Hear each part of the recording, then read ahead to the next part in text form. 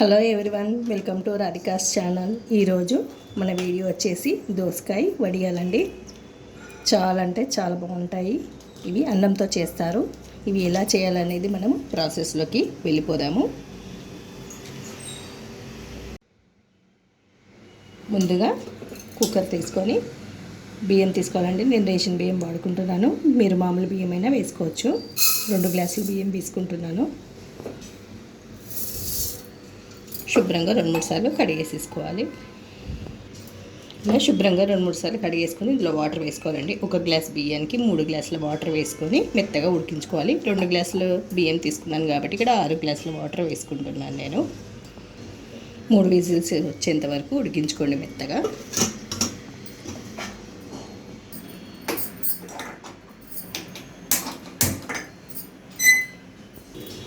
ఇప్పుడు మనం దోసకాయ తీసుకోవాలండి. నేను ఇది 1/2 కేజీ వరకు దోసకాయ తీసుకుంటున్నాను. కట్ చేసుకుందాము. అన్నం ఉడికేలోపు మనం దోసకాయని తురుగు పెట్టేసుకున్నాం అనుకోండి, రెడీ అయిపోతుంది తొందరగా. చాలా బాగుంటాయండి ఈ వడియాలు, పుల్లగా కారంగా. ఈ గింజలు తీసేసుకోవాలి. మనము గింజలు వేయకుండానే వేసుకోవాలి. మొత్తం గింజలు తీసేసుకోండి.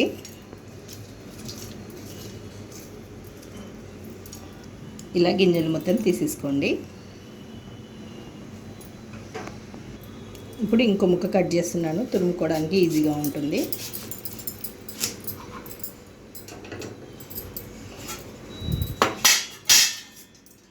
తురిమేసుకోవాలి.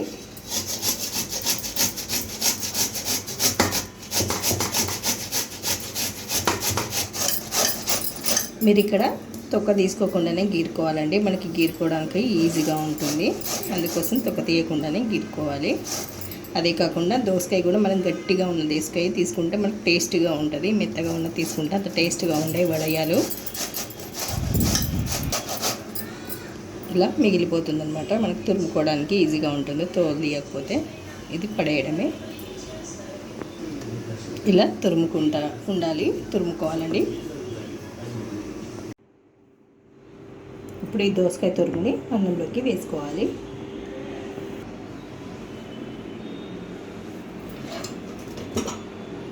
ఇలా మూత తీసుకొని కలుపుకోవాలి ఒకసారి.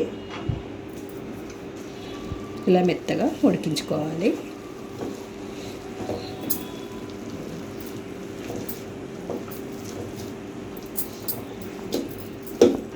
ఇప్పుడు ఇందులోకి దోసకాయ తురుము వేసేసుకోవాలి.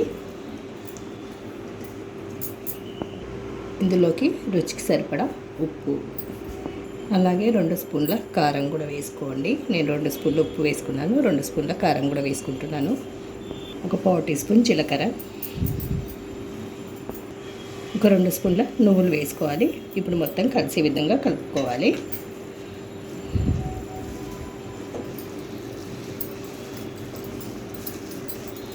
ఇక్కడ తెల్లగా కాకుండా మొత్తం అన్నం అంతా కలిసిపోయే విధంగా కలుపుకోండి.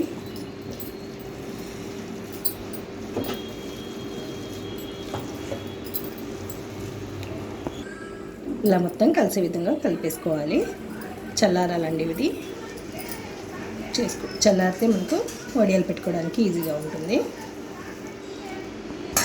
ఇప్పుడు ఒక గిన్నెలో వాటర్ తీసుకొని చేయద్దుకొని కొద్దిగా చిన్న ముద్దల్లాగా చేసుకొని కవర్ మీద వేసుకోవాలండి. నేను ఇక్కడ ప్లేట్లో చూపిస్తున్నాను కవర్ మీద ఎలా వేసుకోవాలనేది. ఇలా రౌండ్గా ఒత్తేసుకోవాలి. కొంచెం మందంగానే ఉంచుకోవాలి. నేను కవర్ మీద వేసుకుంటున్నాను. నేను మెడపైన కవర్ మీద వేసేస్తానండి. మీకు ఎగ్జాంపుల్ కోసం ఇలా చూపిస్తున్నాను. ఇలా ఒక కవర్ మీద వేసేసుకోండి. క్లాత్ మీద కానీ కవర్ మీద కానీ ఒత్తేసుకోవాలండి. ఎండకి పెట్టుకోవాలి. ఎండకి ఎండబెట్టుకోవాలి. వీటిని చేతితో తీసుకుంటూ కొంచెం వాటర్ అద్దుకొని ఇలా ఒత్తేసుకోవడమే. సమానంగా చిన్నగా వేసేసుకోండి. పలుచగా అయినా వేసుకోవచ్చు, కొంచెం మందంగా అయినా వేసుకోవచ్చు.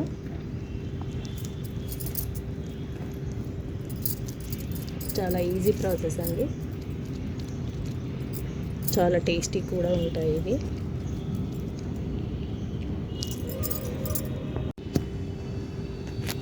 ఇలా మొత్తం ఎండకు పెట్టేసుకోవాలి. సాయంత్రం వరకు ఎండిపోతాయి. నెక్స్ట్ డే మళ్ళీ ఎండలో ఎండబెట్టేసుకోవాలండి. ఒక ప్లేట్లో పెట్టేసుకొని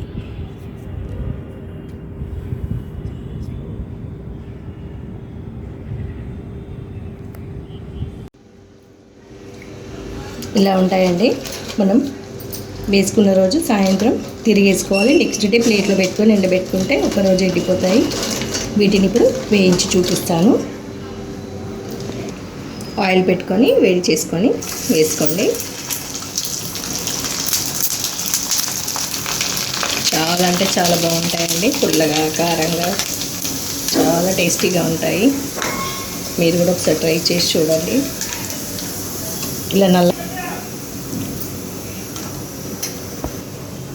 ఇలా ఉంటాయండి. బ్లాక్గా అనిపించినా కానీ చాలా బాగుంటాయి. టేస్టీ అయితే చాలా టేస్టీగా ఉంటాయి. పిల్లలకు స్నాక్స్ బాక్స్లో కూడా బాగుంటాయి.